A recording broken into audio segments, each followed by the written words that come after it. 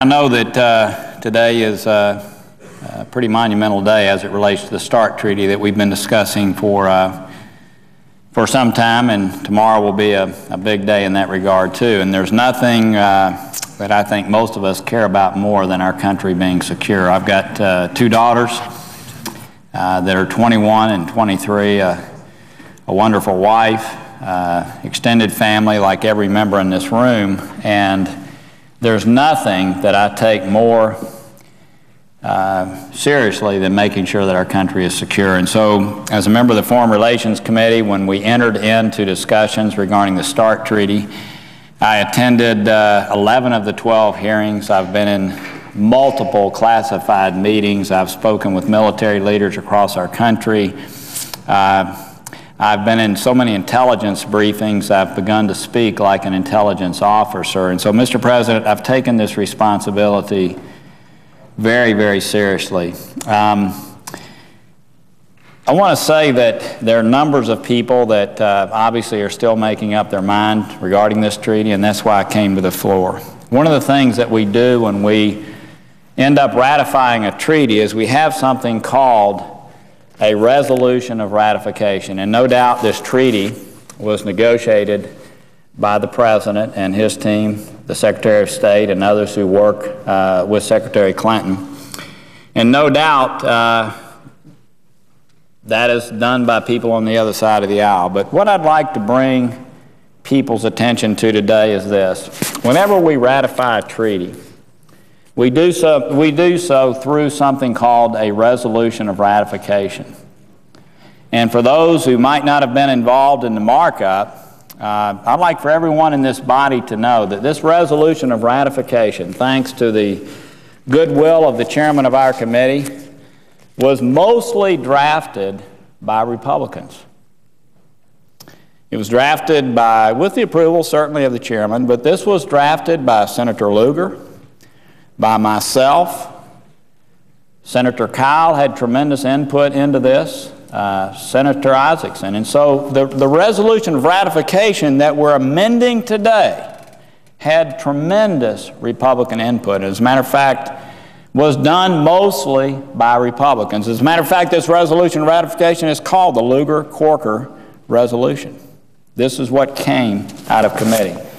One of the things that has concerned people on both sides of the aisle has been this whole issue of modernization. And Mr. President, I've seen something of beauty over the last year. About a year ago, I met with Senator Kyl in the Senate dining room, and we began looking at the modernization of our nuclear arsenal. Many people have focused during this debate on the fact that we have 1,550 warheads as a limitation, if you will, in this treaty, but they fail to realize we have over 5,000 warheads in our nuclear arsenal, all of which needs to be modernized, all of which is getting ready to be obsolete if we don't make the investment. As a matter of fact, the presiding officer and I visited some of the labs throughout our country. There are 7 facilities that we have in this country that deal with our nuclear arsenal.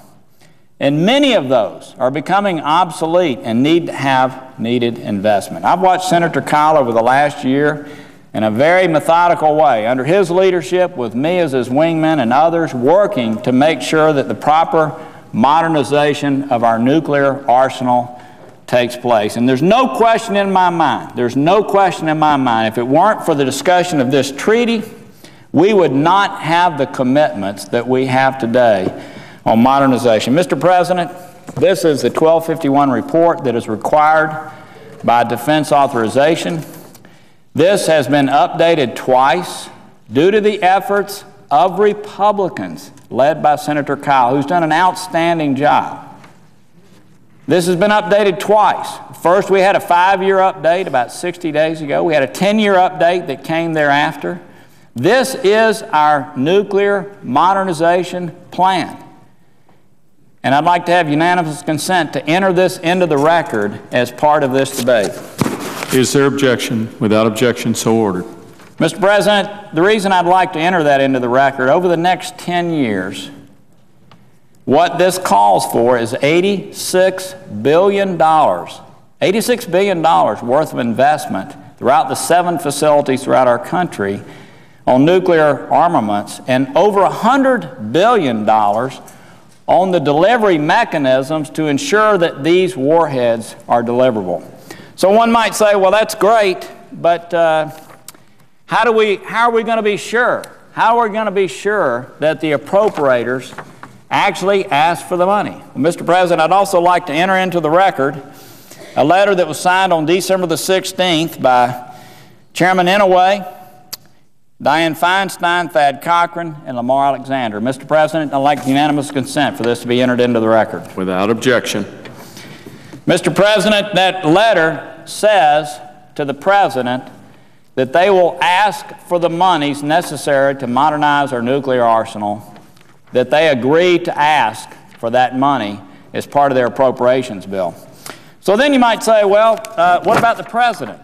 What about, will the President actually, in his budget, ask Congress to ask for that money? So, Mr. President, our presiding officer, I'd like to ask unanimous consent to have a letter from the President of the United States on December the 20th to the appropriators that just wrote the letter I mentioned, saying that he, in fact, would ask for those funds in the budget that he puts forth in the next few months. I'd like unanimous consent for this to be entered into the record. Without objection. Mr. President, there's been a lot of discussion.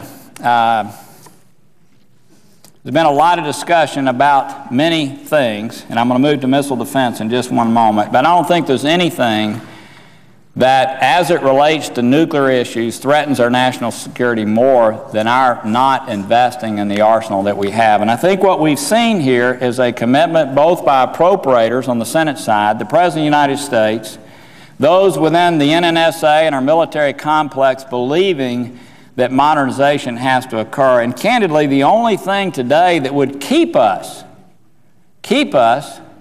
from actually doing modernization the way it needs to be done would be Republican appropriators.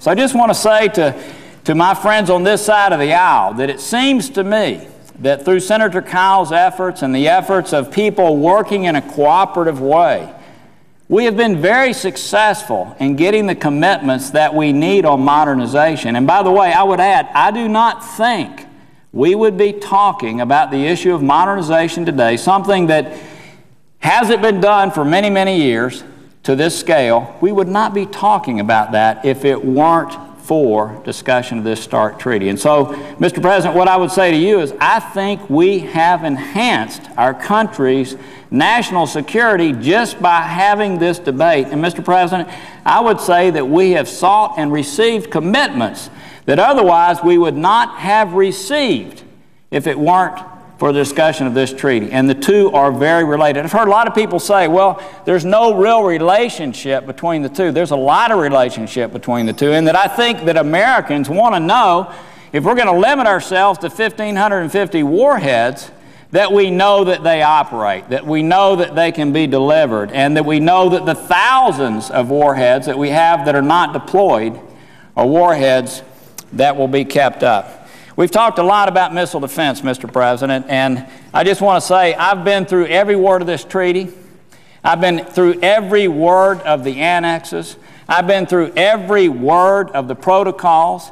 I've been in countless briefings, and Mr. President, I'd like to say that there is nothing in this treaty that limits our missile defense other than the fact that we cannot convert ICBM launchers that we use on the offense for missile defense, something that our military leaders do not want to do. That is the most expensive way of creating a missile defense system. That's something they do not want to do. So, been a lot of discussions brought up because in the preamble, something was stated that was non-binding. And so, how do we clear that up? Where's the letter? We clear that up by virtue of a letter that the President has sent to us absolutely committing to the missile defense system that is now being deployed in Europe, absolutely committing to a national defense system. And people might say, well, but there's no commitment. Mr. President, I have reasonable assurance that by the time this debate ends, that we will codify, as part of the resolution of ratification, we will codify the operative words in the President's language committing to all 4 phases of our adaptive missile system in Europe, committing to those things we need to do as it relates to our national defense system, and making that a part of the resolution of ratification. Mr. President, our presiding officer, what I would say to you is, I doubt very seriously that we would have received the types of commitments, strident commitments from the President as it relates to missile defense today if we weren't debating this treaty. Mr. President, I'd like to ask unanimous consent that Senator Lamar Alexander be added as a co-sponsor to my amendment, Amendment 4904, dealing with ensuring that the President's language becomes a part of this resolution of ratification. Without objection. Mr. President, let me come to my last paragraph by saying this. It's obviously up to us as senators. We're the ones that have the right and the responsibility and the privilege to take up the types of matters that we're taking up today. It's up to us to do the due diligence, to have the intelligence briefings, to look at our nuclear posture reviews, to look at what this treaty itself says, to look what our force structure is. That's our responsibility, and it's up to each of us, the 100 of us in this body, to decide whether we ratify this treaty. But I think it's also at least interesting to get input from others. And one of the things that our side of the aisle likes to do and say is we like to listen to military leaders and what they have to say about issues relating to war, Afghanistan or Iraq, and certainly the issue of how we enter into nuclear treaties with other countries. Mr. President, I'd like to ask unanimous consent that we enter into the record today a letter to Senator Kerry from the Joint Chiefs of Staff talking about their firm commitment for the START Treaty on the basis that it increases our national security. I'd like to ask unanimous consent that this letter, dated December 20, from Admiral Mike Mullen, Chairman of our Joint Chiefs, be entered into the record. Without objection.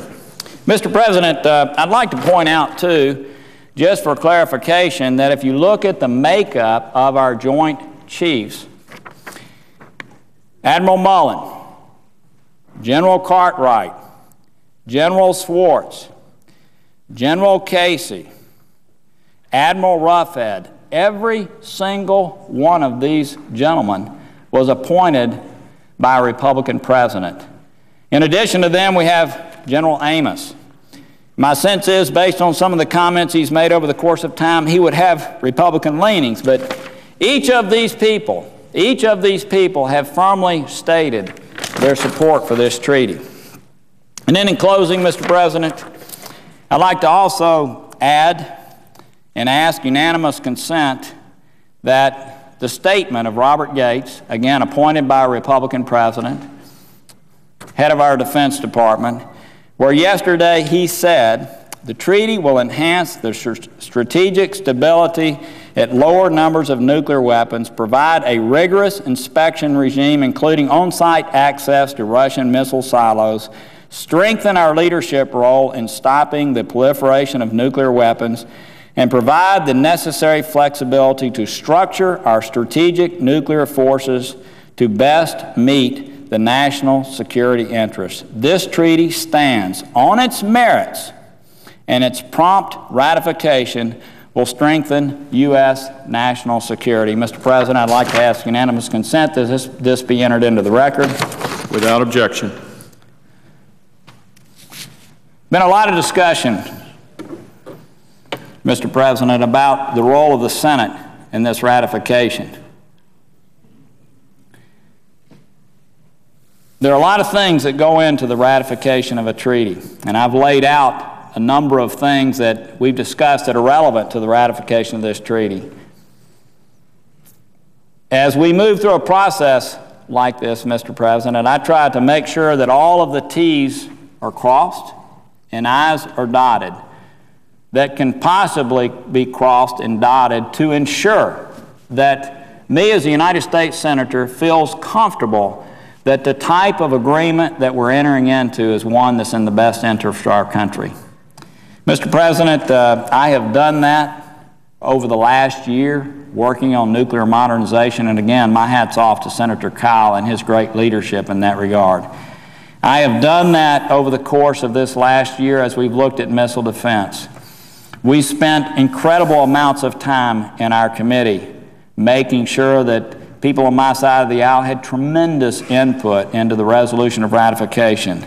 We've worked through to make sure that if we're going to have less warheads deployed, again, we have thousands more that are not deployed, that we in fact can assure the American people that they'll operate, that they're actually there for our national security. So, Mr. President, the question becomes to me, and for all of us who care so deeply about our country's national security, is will we say yes to yes? Mr. President, I firmly believe that signing this treaty, that ratifying this treaty, and that all the things that we've done over the course of the time as a result of this treaty is in our country's national interest. And I'm here today to state my full support for this treaty. I look forward to its ratification, and I hope many others will join me in that process. Mr. President, I yield the floor. Senator from Colorado is recognized. Mr. President, before I begin the focus on my remarks and the reason I came to the floor, I wanted to commend the senator from Tennessee for